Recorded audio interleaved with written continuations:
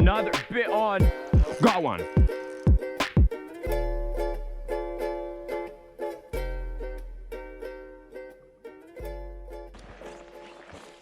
Vancouver Island is an incredibly diverse fishery. Everything from 4 species of salmon, carp, largemouth bass to brown trout, all of which on one island that you can drive in pretty much one day to anywhere. And some of my favorite fishing on the whole island is trout fishing. I've made 2 tutorial videos on how to catch trout with the twitch jig method. Both of those videos focused on how I fish for trout in lakes, but something I've been planning on doing for a long time is how I catch trout in rivers with this same method. Vancouver Island has 3 species of trout: cutthroat trout, rainbow trout, brown trout, and sort of a 4th if you count Dolly Varden. Today we're going to be demonstrating these methods on a primarily wild brown trout river to demonstrate these methods on a particularly fickle species of trout. Today you are going to be following along with a day of fishing on this wild brown trout river with my dad and myself. Right in front of me there's some riffles right close to shore that I've caught some good fish at. Let's get started with the day. Oh my God. No, I'm good, I'm good. No, I just fell onto my knees. Well, 5 seconds into the day of fishing, and I was just about 2 inches away from going in over my waders. That would have made a real quick end to this day, but I survived, and I am about to catch a fish for it, I think. This is a good spot right here. The water's perfectly cloudy today, just perfect.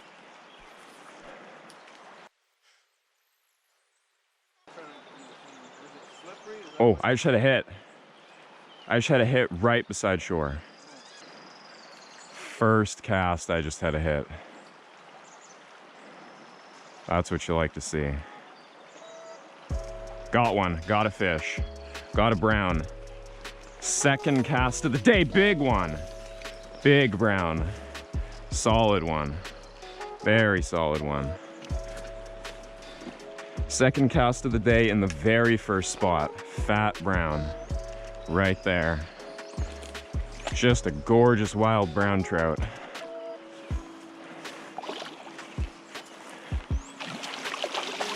Got him.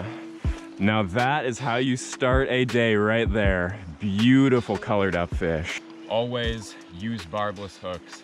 I even recommend using barbless if it is not legally required where you live, but it is where I live. And it's much, much easier on the fish. Welcome to Vancouver Island, and welcome to this tutorial on how to catch trout with jigs in rivers. We are starting off the day with just a gorgeous big brown right there. Beautiful.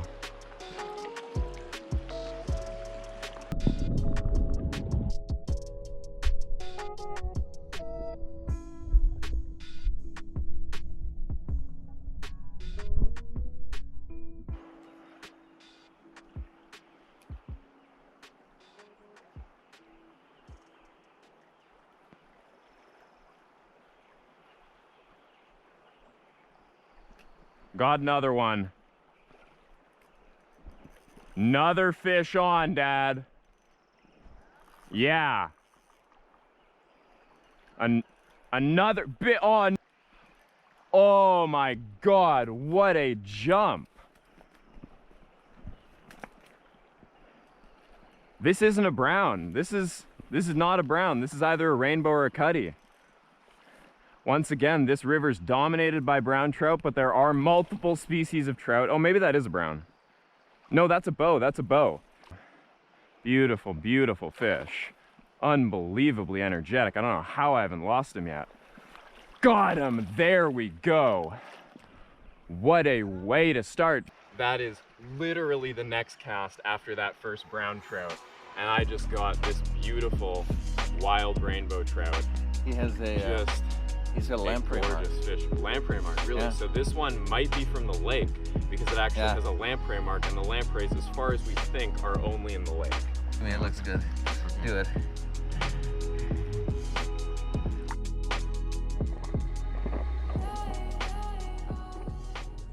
So before I make a third cast and get a third fish here, because at the moment that's how this day is going, I'm gonna take a second to show off my rig and what I'm using here today. We'll start off with the rod and work our way all the way down to the jig. So I am using a 7-foot ultralight rod. I really highly recommend light tackle, ultralight rod, that kind of thing for trout in rivers. It really helps present it well when you're using light line, light tackle, and specifically with jig fishing and barbless hooks. A light rod like this really helps you keep pressure with a barbless hook and keep it from popping out when a fish jumps all over the place like that rainbow did. So light rod, I believe this is 2,500 size reel. I've got 10-pound braid as a main line here, and this is really to give myself the sensitivity that I want to feel those strikes, especially when I'm making long casts and it can be really hard to feel strikes through all that water and current and all that. I also like to use very visible line. You can see I've got white line on here. I really like to be able to see the line, see if it twitches. That can often be a good indicator of a strike. My 10-pound braid main line is connected to a 4-pound monofilament section that is 8 feet long with a crazy Alberto knot, I believe it's called. And at the bottom of this 8-foot section of fluorocarbon, I've got a 16th ounce jig head, which I tied up myself in a minnow pattern imitation, because at this time of year, the salmon fry are out in this river and the brown trout and the other species are eating those. So even though, as you see, I'm fishing a fairly large river, I'm using quite a light jig. There's places where I go a little heavier, but 16th ounce and 8th ounce are pretty much the only two I use. The tough casts like this close in to the inside seam of the bank that have a lot of cover over them and probably no one else has cast into this kind of thing are oftentimes what get me the most fish. At least in stretches like this where there's no easy to identify pool, which is good because I'm not hooking fish way out into the current that can just take me, 100 feet downstream and just spool me. Most of the time I can keep these fish in the inside seam here in the back current. Once again, always cast right beside shore before you step there. A lot more often than you would expect. You're right about to step there, you make a cast right there where you feel like you can see if anything would even be there, and right below your rod tip, a fish will take.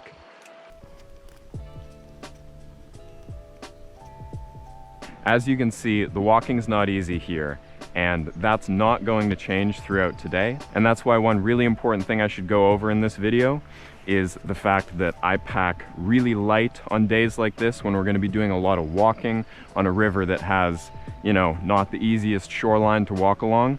So all I've got today is a small backpack with a net that I can strap to the backpack and the rod and gear setup that I already went over. Let's keep going. Always be cautious and wear a wading belt if you're gonna get in the river next to fast current like this, because although I don't recommend doing that for safety reasons, gotta get that jig out sometimes, especially when it's only one of 3 of that nice pattern I tied up last night.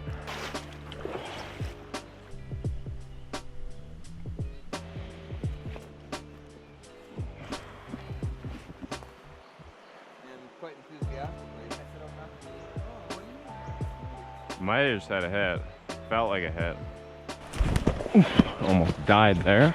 As you can see, I'm really not spending too much time at a single spot, because at least at this time of year, and with jigs in general, if the fish is going to be aggressive and take it, they're going to do it within a couple casts of seeing it. This applies especially to clear water, and even in semi-cloudy water like this, I don't overstay my welcome in one spot. Another situation you're going to encounter in the river while you're trout fishing is a really good spot that's on the opposite bank of the river. Now this is a situation where I'm about to switch to an 1/8 ounce jig so I can cast a little further and wade out a little ways to make the cast under that bank right there in that deep seam under that tree.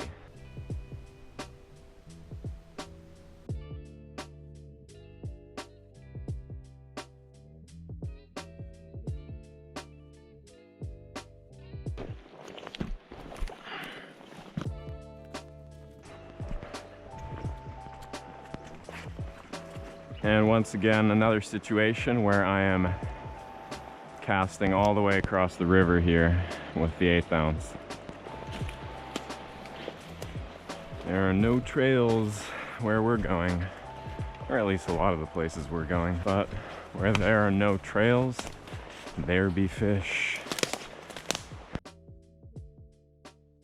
I've got a big fish here and I'm in a really tedious situation. My line is against the trees and I've got to get to a place where I can get it off. That's a big fish. There's no way I'm gonna land this. He's in the trees. He's wrapped me around a bush.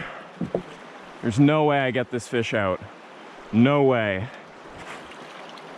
I can still feel him, but there's no way I get him out of those sticks. It's still moving the sticks when he runs. It's in the sticks somehow.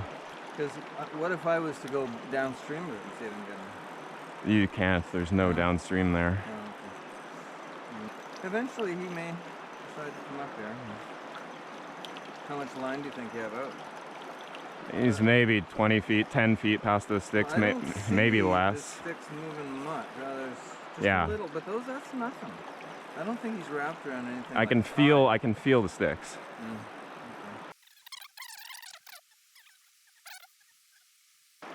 Like nothing's happening here. Yeah, no. I mean, honestly, maybe I wade in and stand. You can't. It might be. No, it's really deep. I can feel it. I might be able to stand right there and stick the rod way underwater. Let's see if I can stick it there. Well, maybe. Honestly, I might get in and start walking down there. Yeah, I think you can. Oh, you know what? I'm gonna hand you the rod. I'm gonna start walking down there. Put the rod tip beside the water. Yeah. I'm gonna leave my backpack, everything here, and I'm gonna try and walk down there and pull the line out. You were talking about downstream. Let me see if that looks like a possibility. I might try from downstream. That's what I was thinking. Do you want to take the net? Actually, yeah, I'll take the net.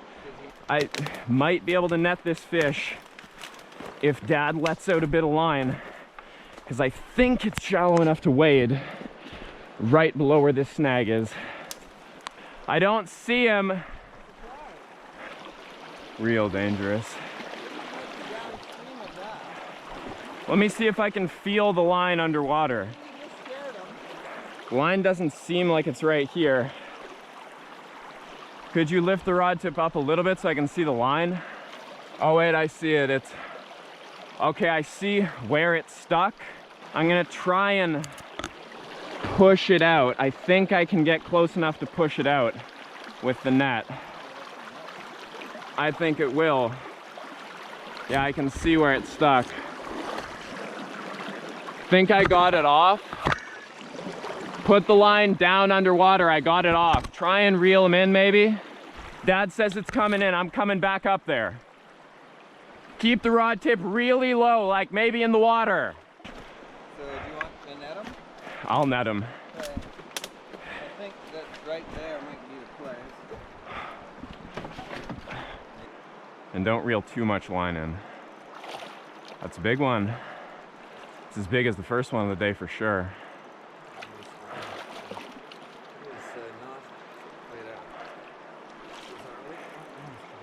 Don't reel too much line in, that's a bad situation. I'm gonna break my rod tip. There. That was easy.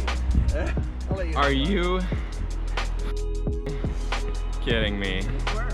I don't recommend doing anything that we just did, but we did it. Well, this wild brown trout right here may have just given me my hardest fight of any brown trout ever. That was far from easy to figure this fish out right here. And we are gonna very quickly get him back in and make sure he's fully revived in this current before he goes. Bye, big boy. Sorry about that, but I think we got you away as unscathed as we could in that situation. That would be one of the perks of having a fishing buddy. It's a little easier to get out of sticky situations. I have no idea what I would have done there if it was just me. Next hole, here we go. I'll record you then. Cast in there again. Dad just got a hit.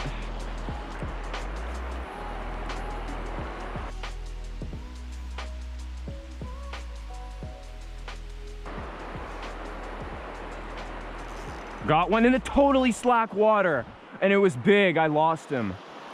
I don't know how big, but I saw I saw a pretty big flash, and I recorded that. I mean, yeah, after landing that last one, I think that that's just karma bringing it back. Now, up until this point, I've shown you a lot of fishing little riffles beside fast water and little bits of cover, stuff like that. That is really good, and I do get a lot of fish doing that.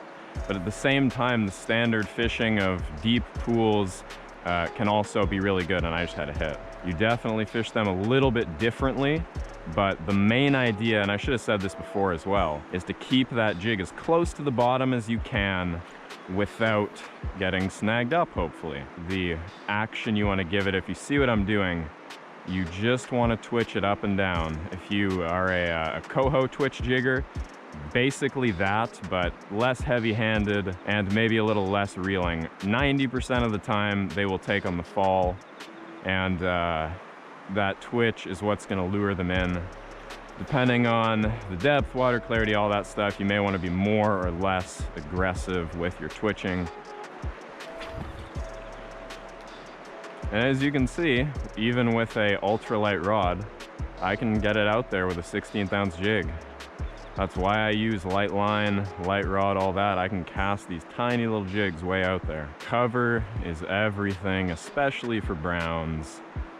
You will find them under and around cover, whether it's above water, like these logs that are covering up, you know, the deep seam here, or whether it's cover on the bottom, like sticks, logs, big rocks. Cover is key. If you're fishing stuff that's this clear, keep an eye out. You might even see a fish and be able to sight fish it. A number of times I've seen browns, been able to cast to them, watch them chase it, and they took.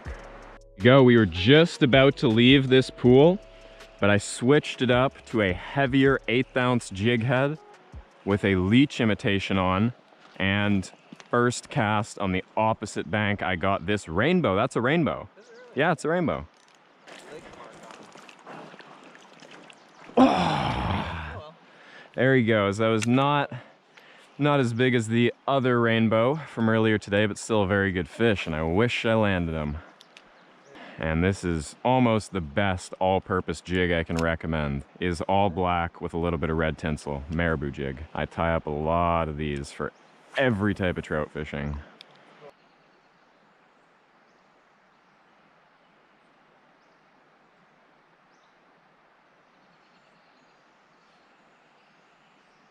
Oh my God! He took it on the retrieve. Not a big one, but that was nuts. Oh, there he goes. I knew I was gonna lose that fish. One thing about spots like this is although there can be fish holding in deep, non-moving water like this, you do lose a few more fish in a place like this. Even with barbless hooks, most of the fish I do land because I can keep pressure so well with this ultralight rod. But in this super stagnant water, you definitely lose a few more. It's a lot harder to keep pressure. Oh, see that? That was a fish. Yeah.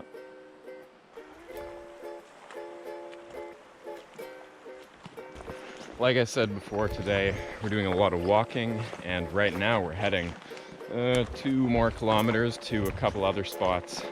Don't have a whole lot of time left because we don't have the whole day to fish, but we should have enough time for these next 2 pretty good spots. I'll see you there. Once again, we leave the trail. That's a way to fall and break your ankle. Stick your ankle in between 2 slippery logs and fall right between them and fall sideways. This right here is quite a decent pool in this water level. So we're gonna see if we can't get something in it.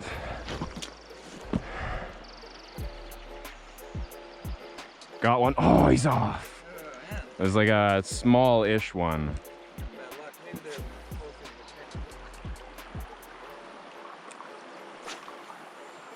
I can cast pretty. You can also cast pretty far up there.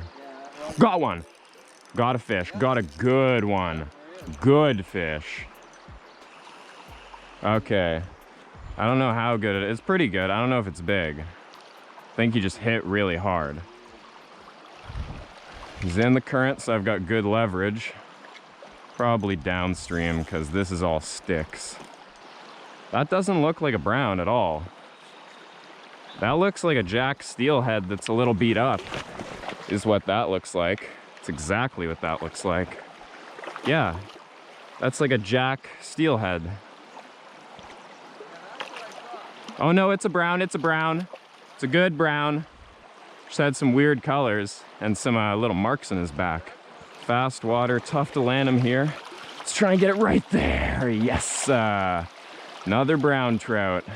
Well, as this right here demonstrated well, sometimes you've got to move quite a ways to net your fish in a more appropriate place. And I didn't have to move too far to net him, but definitely made it easier to move into that shallower, slower water. Never would have landed him by all those sticks. And again, like I said before, this is a really odd fish. He's all marked up, he's colored up, and just like all the other browns, very fat, seemingly healthy. But he's got these big, dark splotches, whatever those are.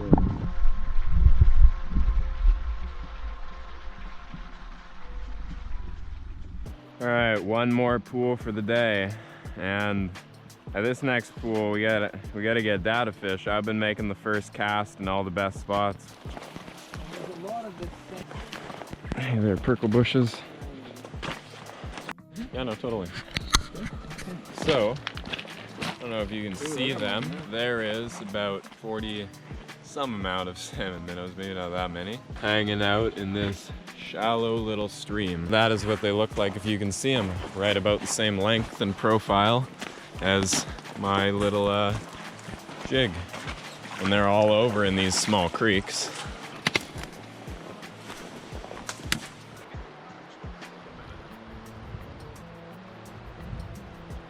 Camera off, and Dad just lost one. What was it? Did you see it? Yeah, I got him in where I should have landed him. Right in the gravel, but, Brown? yeah, brown. Dad just said he had one. That's good.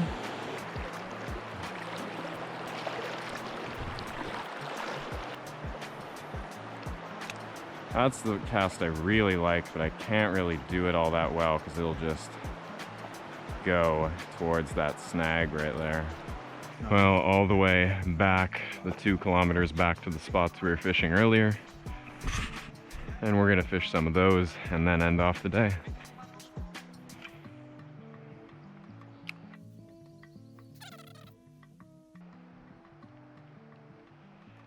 Got one. Got a fish, Dad. In the slough that is not even connected to the river. Oh my God. It's a brown trout in this little, basically a pond, this dead little pond, not even connected to anything. That is so hilarious. Hey there, Brownie, and he's healthy as well. Like, he's not starving in here. I was not expecting that fish right there. I thought I got a strike earlier today when we were here before, but it was not like a, you know, pull. All I felt was one little bump. So I really was beginning to doubt that. But it was a fish. And I guess there's more in here. That's hilarious. Thread the needle through those weeds in that log. Got one. Got a fish. Got another fish in the oxbow. Oh my God. That's a little bit bigger. Are you kidding me? It's not even part of the river. I'm lake. That's a good one. I'm lake fishing for brown trout here. This is pond fishing for brown trout now. Oh, I just got completely soaked. And my fish is in the weeds. Still got the fish though. That went Nice. all in my waders. I actually fell in earlier off camera and got water down the whole left side of my waders, and now I have it in both sides. Look at that. Look at the shoulders on that fish, huh? He's 14, 15 inches, isn't he? Yeah, he's not bad at all. He's bigger than the other one by a bit, yeah.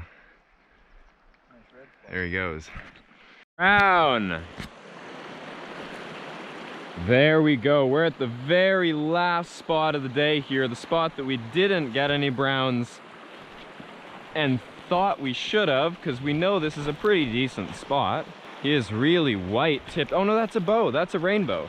That is not a brown trout. That is, there he goes. Oh my, I lost him. It was a small rainbow. So this has been sort of a follow along style video with a day of fishing for wild brown trout and rainbows too, apparently. Going over the twitch jig method and how I apply it to rivers with trout. Thank you for watching. Let me know with a comment if you enjoy this style of video and you want to see more guides. And anyway, once again, thank you for watching.